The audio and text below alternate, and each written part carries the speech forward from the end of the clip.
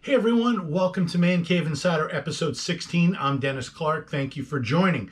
If you like what you see, make sure you subscribe to our channel down below so you can see past and future episodes. You could also follow us on Twitter. Our handle is @InsiderCave. Now we're here in my man cave, and this room is filled with things that I've collected my entire life, and these are the stories behind some of those items. The topic for each episode is selected by my 10-year-old daughter.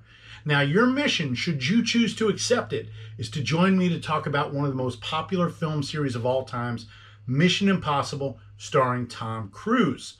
Now, Mission Impossible was based on a television show that ran on CBS from 1968 to 1973 for 172 episodes.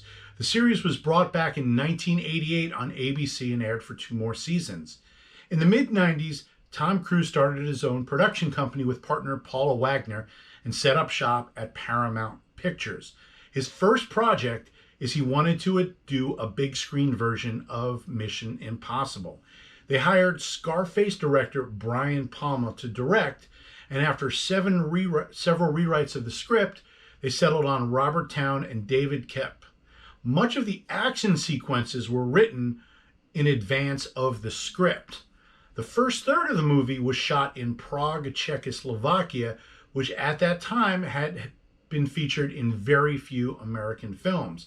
Cruise himself performed many of the stunts, and the film's climactic scene involved a fight scene on a bullet train.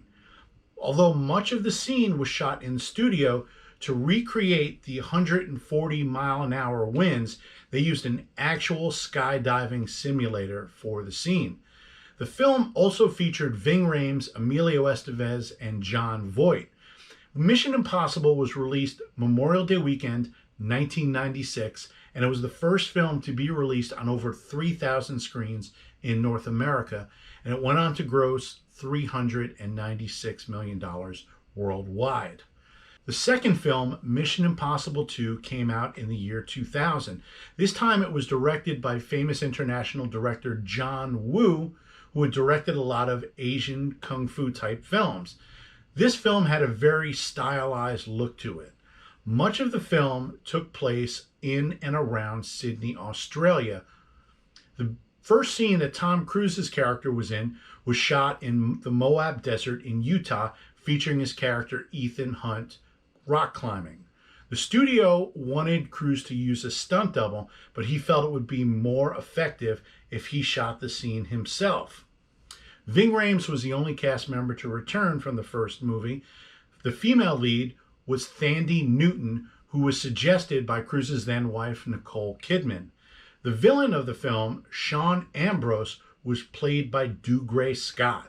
Now, when filming of Mission Impossible 2 ran long, Scott was forced to drop out of his next film, the role of Wolverine in the first X-Men movie. Mission Impossible 2 came out in the summer of 2000 and grossed over $500 million worldwide. It would be another 6 years before Mission Impossible would return to the big screen.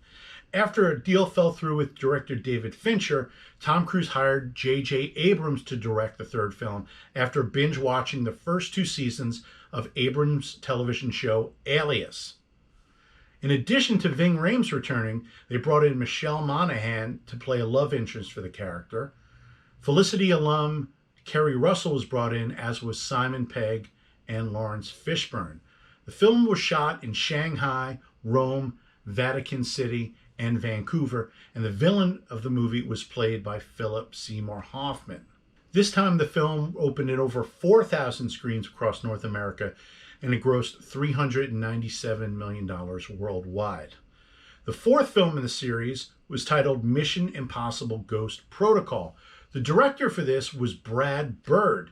This was an interesting choice because up until this point, Bird had only directed animated features such as The Iron Giant and The Incredibles. Ghost Protocol was shot in Budapest, Moscow, Prague, and Dubai. One of the signature sequences in Ghost Protocol had Cruise's character Ethan Hunt hanging outside of the Burj Khalifa, which at the time was the tallest building in the world, at over 2,800 feet.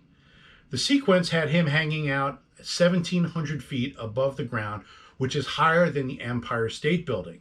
Now, to film the scene, Cruise used harnesses and cables and no stuntman. In the final film, they were taken out to give the impression that he was free climbing on outside of the building. Jeremy Renner was also brought in for this movie, and Simon Pegg and Ving Rhames did return in the role. Mission Impossible Ghost Protocol opened up in 2011 and made $694 million worldwide. The fifth film in the series was 2015's Mission Impossible Rogue Nation. This was going to be directed by Christopher McQuarrie, who had recently directed Cruise in the film Jack Reacher. During the film's opening sequence, Tom Cruise hung outside of an Atlas C-1 cargo jet as it took off, going on to heights up to 5,000 feet. To get the final shot in the film, they filmed the plane taking off 8 times in a row. Mission Impossible Rogue Nation opened to $682 million worldwide. The sixth film in the series came out in 2018 and was Mission Impossible Fallout.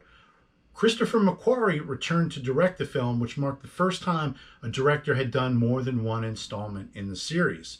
Also brought in were Angela Bassett, Simon Pegg, Ving Rhames, and Henry Cavill.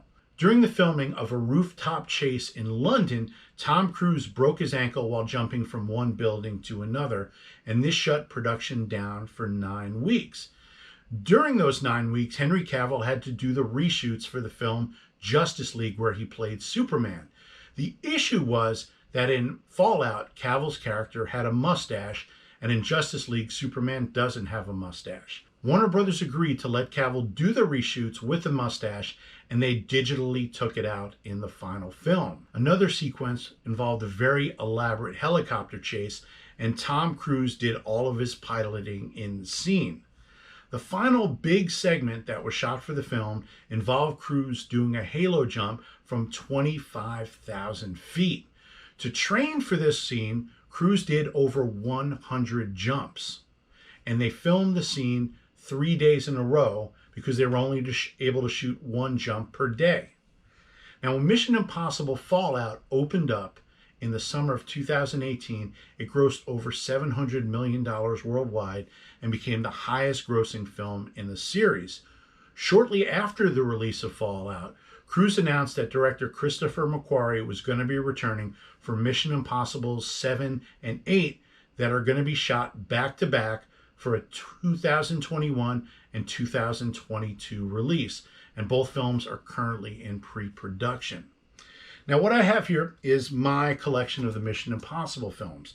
Now, the first film came out in 1996, and the sixth film came out in 2016, so I have them in a few different formats. I have the first, second, and third movie on DVD. I have Ghost Protocol and Rogue Nation on Blu-ray, and the last film, Fallout, I have on 4K. In my opinion, these films get better as they go.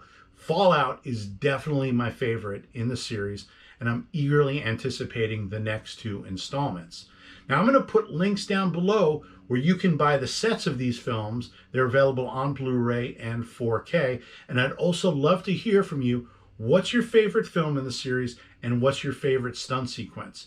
Like I said, my favorite film in the series is Fallout. My favorite stunt sequence is from Rogue Nation with Cruise hanging outside of the plane. In my opinion, this is one of the strongest series of all times because it's maintaining the quality 6 films in.